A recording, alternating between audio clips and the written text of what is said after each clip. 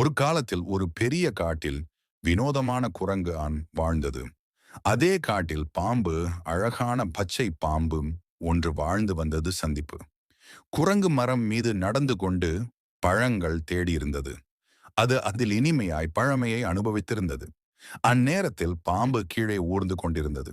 குரங்கோ ஒன்று சர்ப்ரைஸ்ட். என்ன மச்சான், பழம் கிடைக்குமா என்று கேட்டது. ஆனால் தண்ணீர், உணவு பியாருள்களை தேடியிருந்ததால் பாம்பு மரத்தின் அருகே வந்து, காம்ப்ளி, நல்லா, நான் ஒரு பாம்பு. என்னை பார்த்து கூச்சலிடாமல் இரு. இந்த காட்டில் நாம் நண்பர்களாக வாழ்வோம் என்று பேசியது.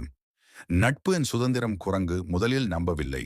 டவுட்ஃபுல்லி, நீயே பாம்பு, எப்படி நண்பராவது என்று கூறி பாம்பை சந்தேகத்துடன் பார்த்தது இந்த குரங்கு. ஆனால் பாம்பு ரீஅஷ்யூரிங்லி நண்பனே என்றால், வழித்தடம், உணவு, பாதுகாப்பு எல்லாவில் உதவலாம். நீ மரத்தில் இருந்தால் நான் தரையில், நாங்கள் வேறுபாடாக இருக்கினும் ஒன்றாக இருக்கலாம் என்றது. குரங்கு முடிவு செய்தது. டிட்டர்மைண்ட். சரி, நண்பாவோம். பிறகு குரங்கு மரத்திலிருந்து பழம் சுட்டு எடுத்தது.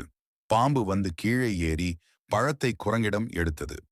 பின்னா இருவரும் பழம் நீள ஓடனும் சிக்கல்களோடும் இல்லாமல் பகிர்ந்து கேண்டனர். சவாலின் தந்திரம். நாள் ஒன்று காட்டில் மோசமான நரி வந்தது. அது குரங்கையும் பாம்பையும் பிரிக்க நினைத்தது. நரி குரங்கை கூப்பிட்டது.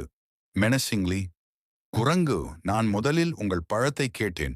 இப்போது உங்கள் தோழரை எடுத்துக்கொள்கிறேன். குரங்கு பயந்தது. ஆனால் பாம்பு சுத்தமாக குரங்கை படுத்திக் கொண்டது.